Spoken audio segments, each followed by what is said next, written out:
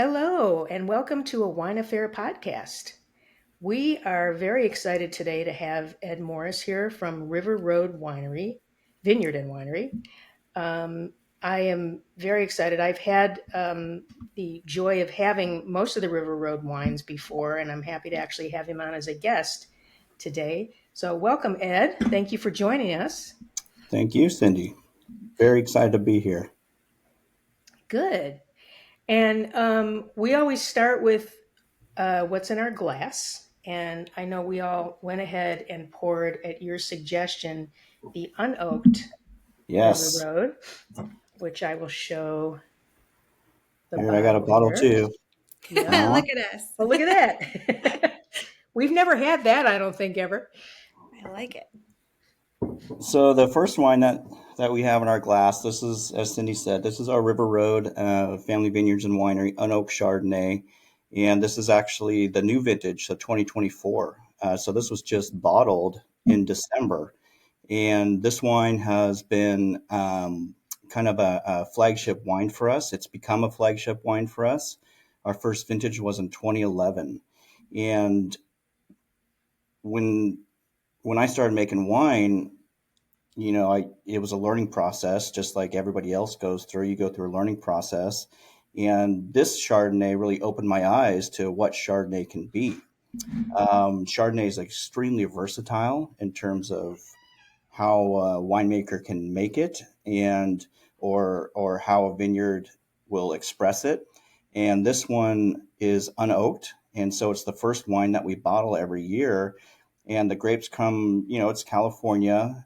They come from a neighboring county, Lodi and Clarksburg, and we utilize these grapes that come from that area because you get really great dense fruit flavors and aromas at a lower sugar level. So this wine's always a little bit lower alcohol.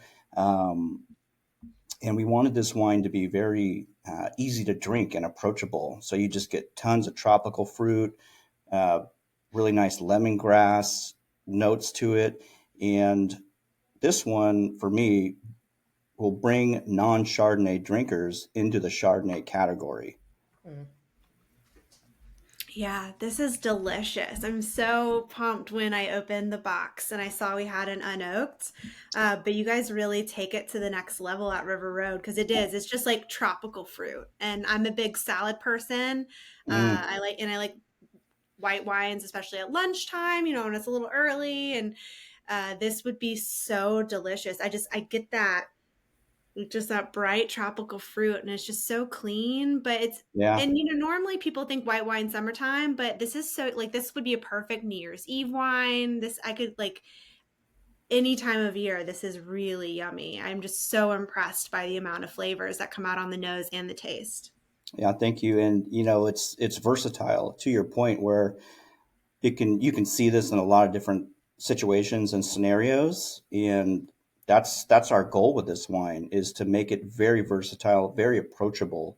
We want anybody from a non-wine drinker to a new wine drinker to be able to enjoy this, all the way up to somebody who's been drinking wine for a really long time, in a casual scenario situation. And I think that's that approach, our approach with it, and making it that style, so versatile and approachable. That's part of what's made this one so successful for us. We actually make 7 different Chardonnays right now, Wow. and this is our number one seller. So this one is the one that we sell the most of. Hmm. And I think you can hopefully see why. No, I just want to Yeah. keep smelling it all day. Like this would be like the perfect candle just to keep around you. And Oh, there you go. what's great about it is it's so just transparent. Hmm.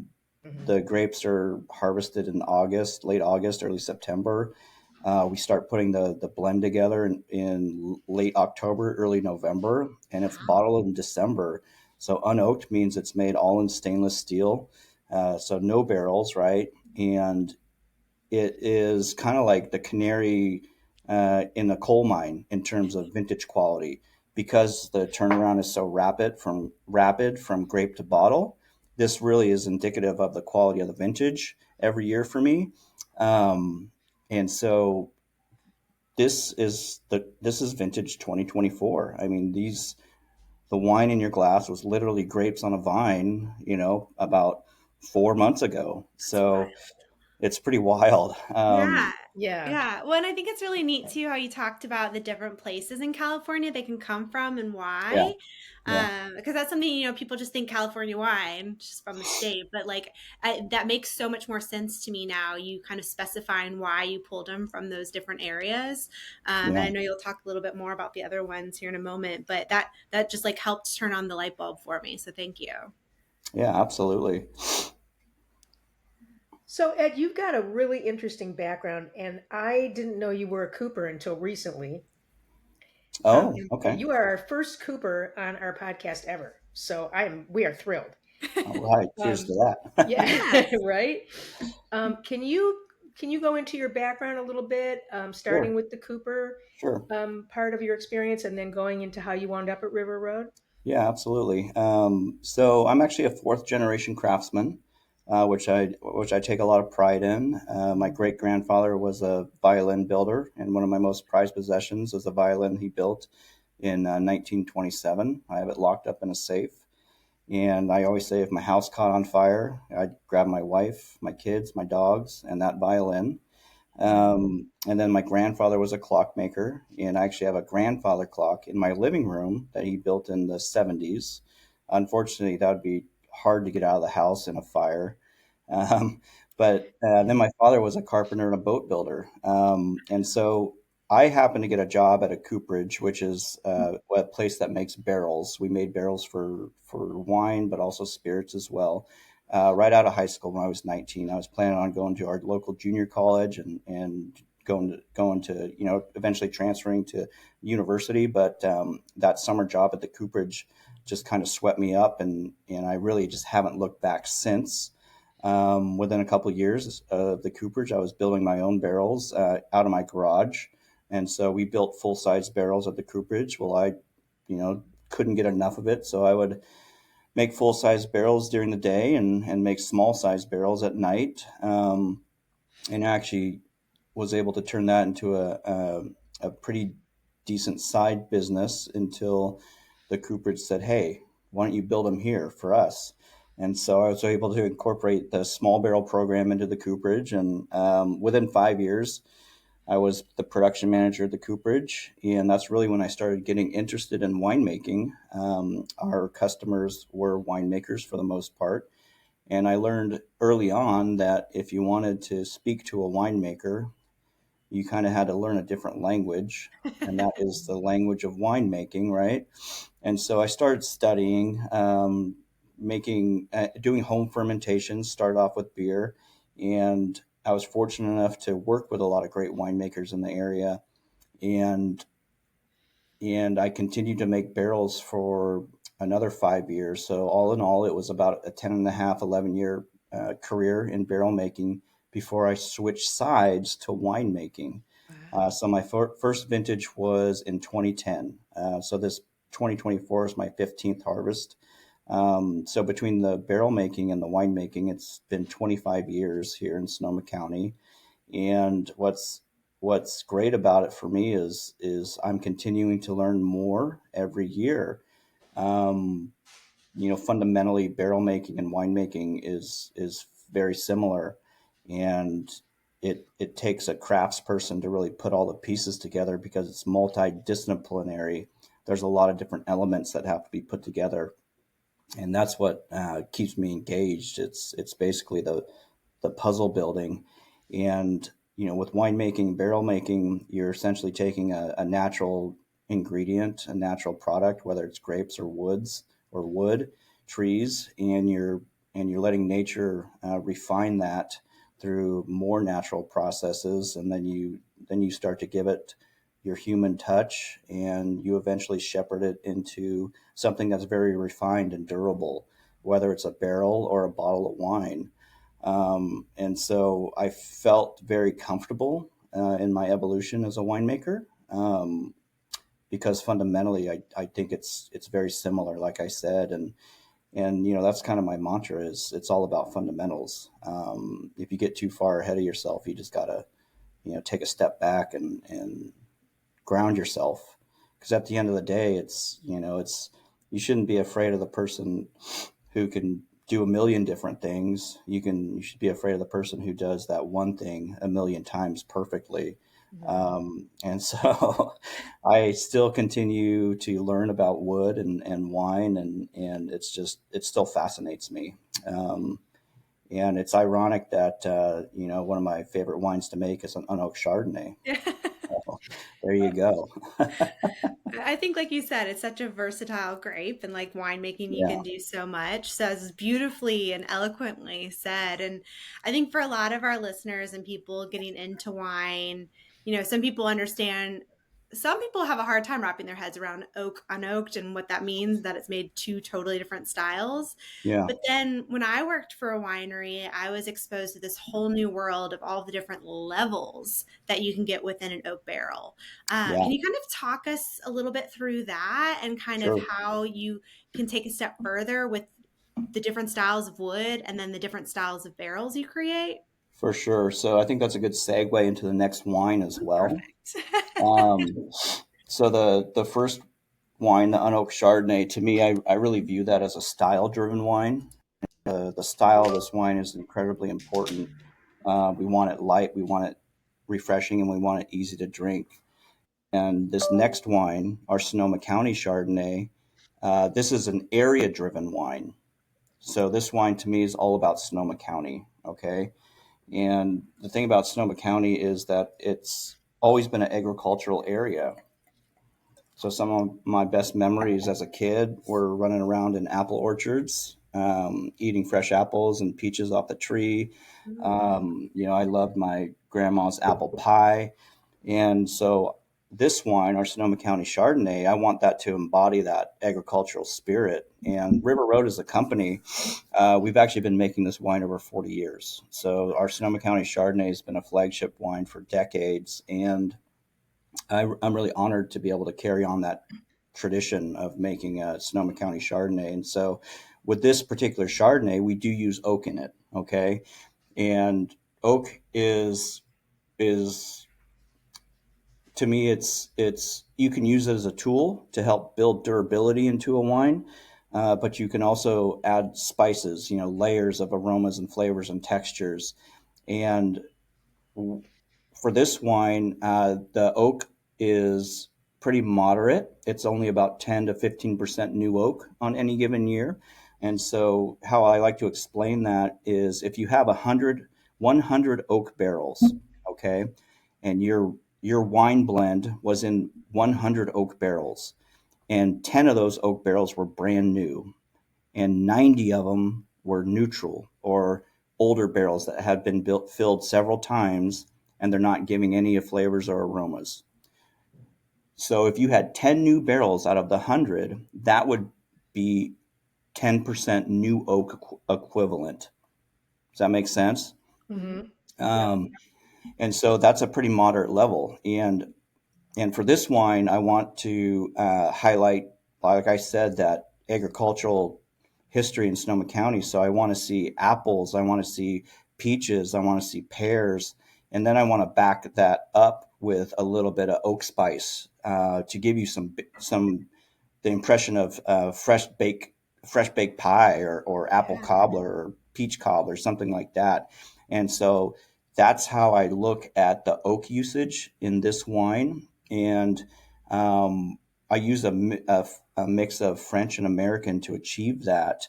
One thing you have to understand when you're using oak is, like you said, Andy, the oak that you use and where it comes from. We mostly use American oak and French oak in the wine industry. There's a little bit of Eastern European oak that's used from Hungary mostly, but some Balkan and Russian oak, but that's very, very little. But so the main two ones are the main two are American and French.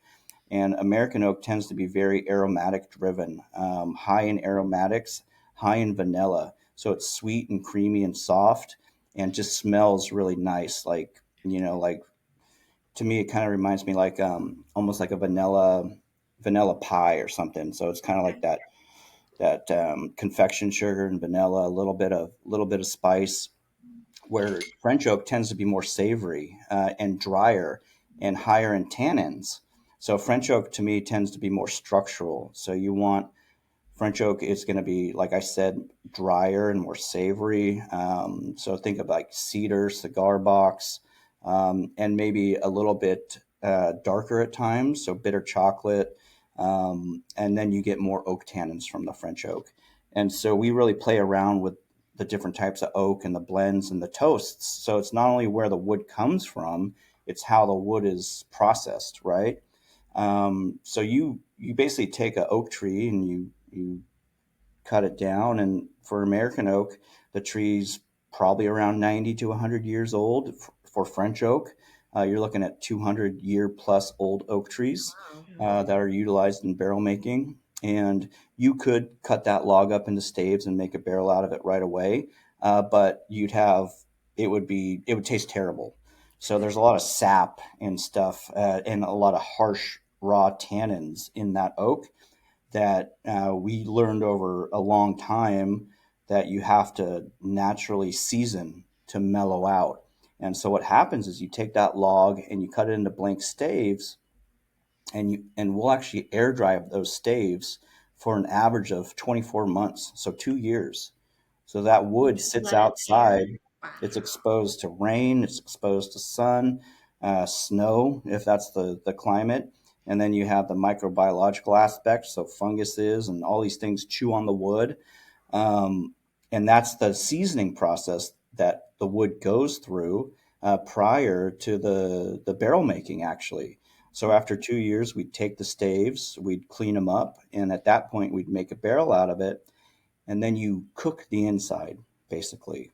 So when you toast the inside is what it's called, or I like to say cook the inside, that will chemically change the wood, and that's going to create different compounds um, based on the heat level. So we'll do light, medium, heavy toast.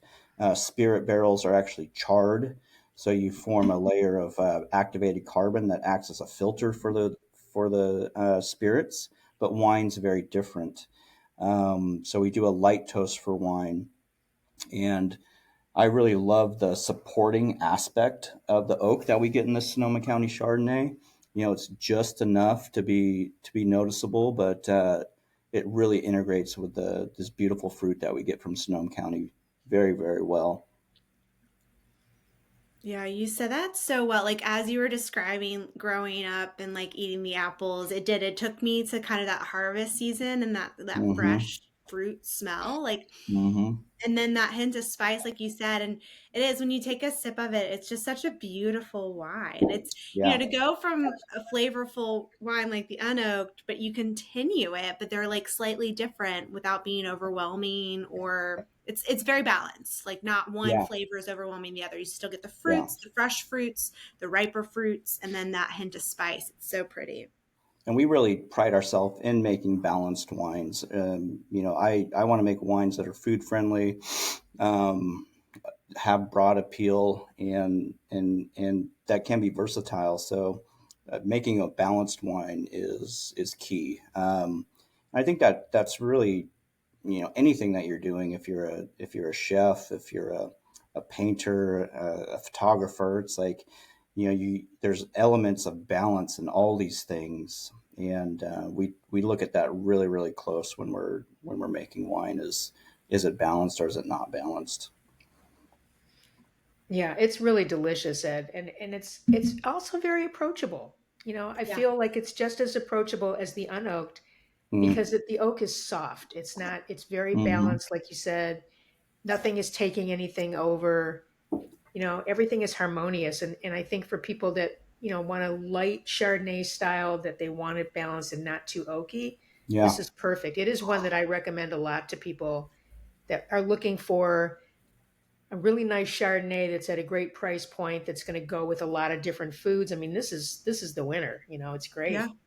Yeah, Yeah. this is my one of my favorite Chardonnays to make, just because it represents where we're at. Hmm. On a broader sense, we're in Sonoma County, and um, I think that wine is a labor of passion, and I think if you can share that passion and tell your story in a bottle of wine, I think you've been successful. And if you think about areas all over the world that we wouldn't essentially know about if it wasn't for the wine that came from there.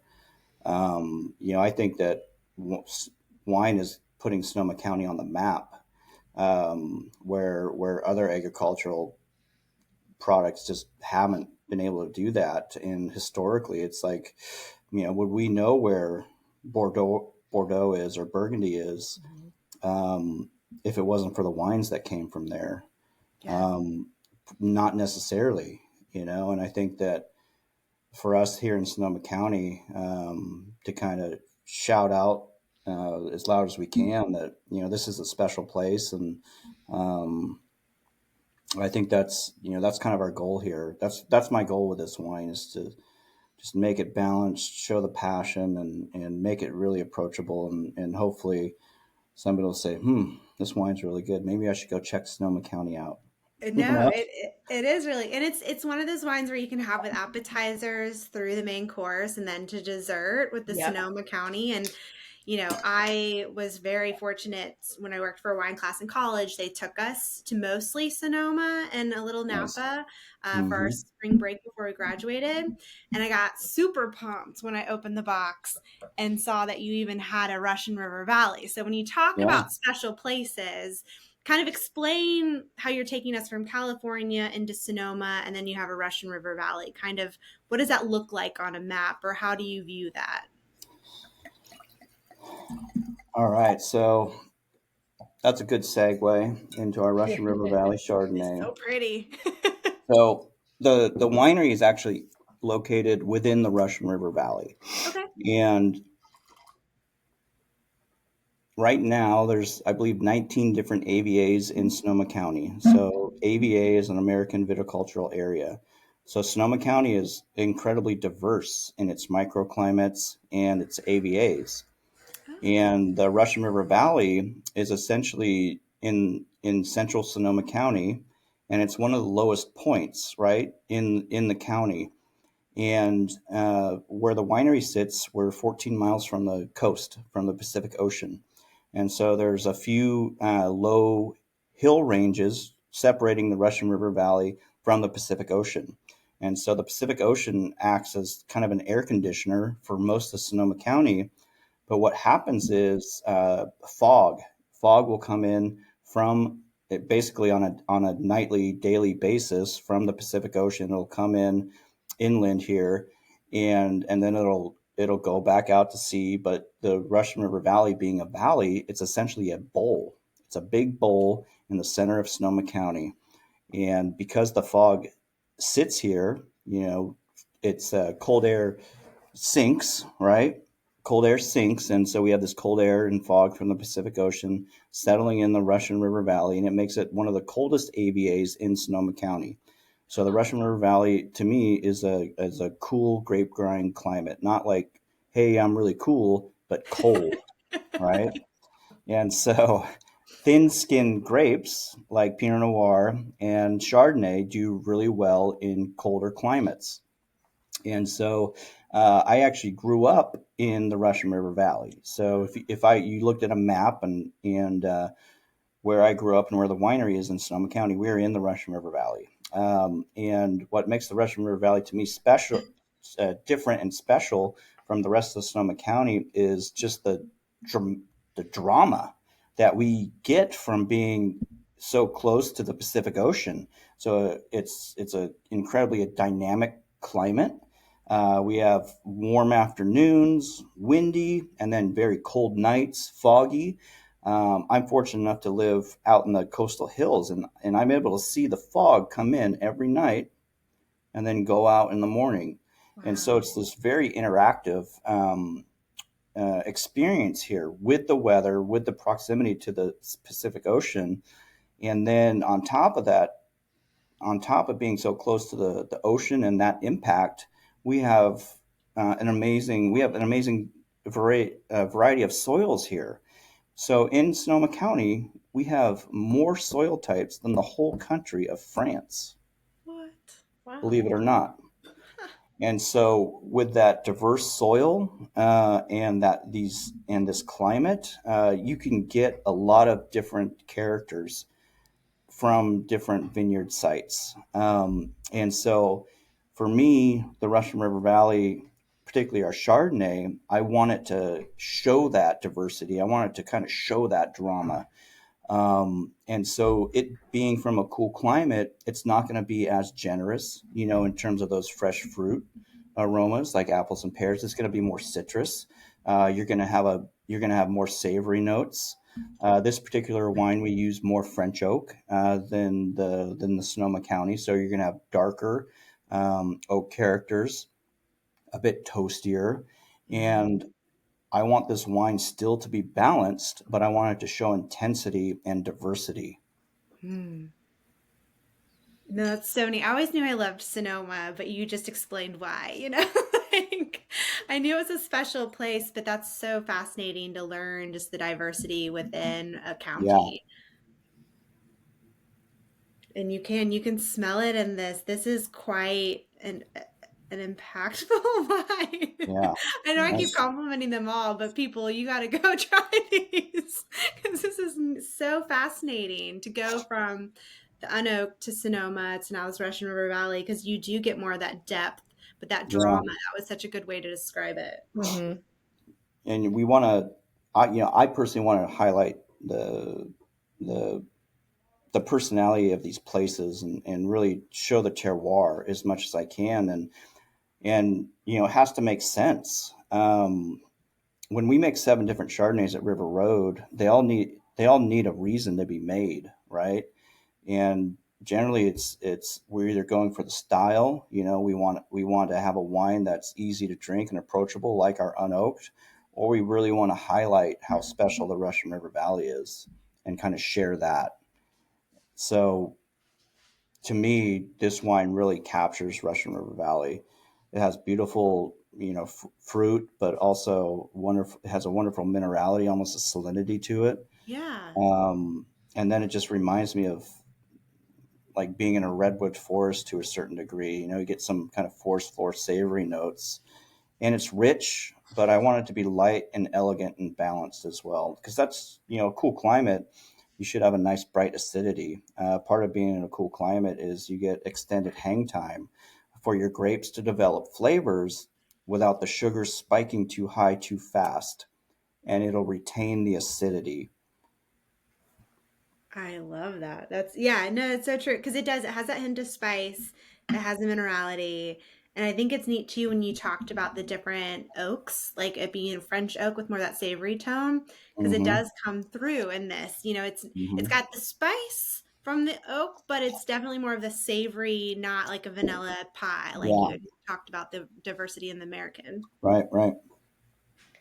Ed, can you talk to us about the winemaking cycle, like just using this wine as an example? What does that look like for you? So there definitely is a cycle. Winemaking is very cyclical, and I really like that aspect of it, Mm. because it creates seasons. And um, so right now we're in January, and it's we're basically starting up the cycle again.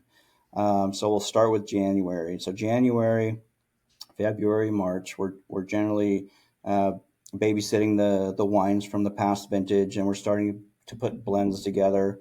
Um, we will expect the vineyards to awaken sometime late February, early March, with bud break. And so as the vineyards awaken and the growing season starts, the wineries will generally be blending and bottling up to early summer, and tending the vines. And then harvest comes, the grapes are harvested, um, the grapes are fermented, and the juice goes to either tank or barrel, and that'll be November, December, and then the cycle kind of starts again. And that was very summarized, but essentially that's the cycle. It's we follow the cycle of the vines really, and Mm.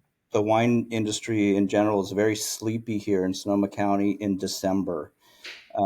December, end of December and beginning of January is the most quiet time for us.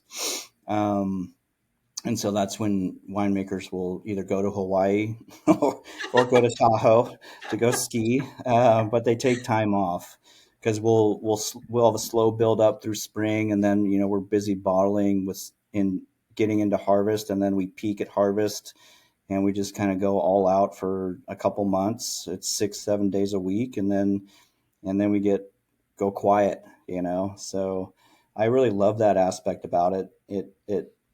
It puts us in tune with what's happening here in terms of the seasons. I mean, we are in California, so we don't really have winters.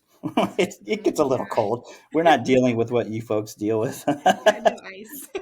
So that cyclical aspect of the winemaking process does give us a sense of seasons, and so I really like that. That's so neat. And kind of, knowing that you wear or have dual roles and wear dual hats, do you spend a certain amount of time with the wine, a certain amount of time with the barrels, or do you find certain seasons? You mentioned harvest is, of course, like full blown, it's all about Yeah. the grapes. But hmm kind of how do you balance both worlds? So we don't. I don't actually make barrels anymore. So Okay. we purchase barrels, and so but still we do wear a lot of different hats. And what I think is worth sharing is that we are a small family owned company. Oh, wow. We're fortunate enough to be a great partner with Total Wine and More, and they were a WD brand, a winery direct brand with Total Wine and More, and we were one of the first Chardonnay WD brands with Total, and I think that started in 1991. Goes Wow. back quite some time, and we've actually grown with Total Wine and More as they've grown, and so we're still a small family-owned company, and that means we wear a lot of different hats. And so we're this is funny, Andy. We actually, as a team building exercise, about I think it was like 2 years ago, we all learned how to juggle because that's essentially what we do is we juggle, and it's really about time management, and trying to be really intentional with what you're going to spend your time on versus reactive. And so we try to be intentional versus reactive. We're not always able to be successful at that, but it's always about for us continuous improvement. So You can taste it in your wines. I mean, this is wonderful. When you look at your portfolio, you have a lot to offer. And so it's reassuring when you hear it's still family owned and you're so passionate and the people behind there like all yeah, chip in and you yeah, can taste it. It's one yeah. thing you have it on the label, but like literally when you pour it, it comes through in every sip. So Thank thank you, you. Cheers to you all. thank you. Yeah. And the winery is also B Corp certified, Ed. That's a big deal. Can Yeah. you please explain to us what that means? I know it's sort of a big topic, but can you kind of give a sort of concise answer about what that is? So B Corp is a organization that certifies companies as a B Corp uh, B Corp certified company, and it's basically doing business for good. It looks at 5 different aspects of your business. So it looks at your workers, the environment, how you treat the environment, how you interact with your customers, how you treat your customers, how you interact with your community, and then governance, how your business is governed. And you get assessed in all those 5 pillars, and you essentially get a score as a business. And if your score is above 80, they'll give you the B Corp, they'll give you the certification. You have to recertify every 3 years, and your score and your answers to the assessment is all online. So anybody can go to the B Corp website and see any B Corp certified company, and see their scores and what they're doing. And it's all about continuous improvement. It took us a couple years to get certified. It's a very involved, very long process, and like it really boils down to just being a positive entity as a company in all aspects of business, and being transparent about it. And it's accountability. It's about being accountable. Yeah, that's, I mean, I love that you guys do that and care that much, and it definitely shows in the company. Yeah, And that's a big deal. I think that's a huge accomplishment to be able to say that you're B Corp certified. That's yeah. great. We're only one of, I think, 5 or 6 B Corp certified I wineries was in going to this say it's country. not There's not many, that right? many. Yeah. Wow. Yeah. Wow. Well, what's on the horizon for River Road? What can you tell us? Anything that's coming up, or any new wines that may be introduced, or anything like that? So one thing that we're really busy with right now, and I'm really excited about, is let me show you. So we're doing Ooh. 375s, so half bottles. Can you see Oh, that? okay. Yeah. So this is our unoaked Chardonnay in a half bottle, and I think just this goes to the accessibility aspect of wine. I think Hmm. sometimes the investment or the commitment to the full bottle of wine is just too much, and so we thought it'd be great and just make our wine more approachable and accessible if we did these half bottles. And so we actually had a bottling line built for us that we have here on site. And we've been bottling our 2024 Unoaked Chardonnay on our bottling line this past week. And so I'm really excited about that. We're going to do our Russian River Valley wines. Hopefully we'll offer most of our wines in a 375 half bottle. Just because, I think it just gives somebody an opportunity to enjoy wine with less commitment. Yep. And I Yeah. think, and in moderation. And I think it's great. So No, I it's been love that. a long road to get here, but we're really excited about this. That's fantastic. Yeah, that's so fun. I love that because it is sometimes like I want a glass of Chardonnay, but to commit to a whole bottle, it's overwhelming. And Yeah, so I love, and those are so fun. You see all the gifts and yeah, different ways you can package for parties. So I'm always looking for smaller yeah, bottles that I can give yeah. away. And there's just not that many out there. No, it's hard to find. Yeah, Yeah. they're really hard to find. I mean, you go into a Total Wine and More store, and there's half bottles just in on one little shelf in the corner of the store. Yeah. Well, So we that's a want to perfect change that. question. We Yeah. want to put them right next to our 750s. That'll be perfect. Yeah, I Yeah. can't wait. And speaking of, one more time, where you can find this wine, because I talk about it and we pour wines, and even like my mother will text me, all friends text me like, "Ooh, where did you get that wine that you guys were talking about on your episode?" Tell us again. Total Wine and More. Total So wine. we're an exclusive partner with Total Wine and More, and you won't find our River Road Family Vineyards and Winery wine anywhere else. So we're very proud of that. Very nice. Yeah, I got one right around the corner from work, so They're dangerous. they are so dangerous.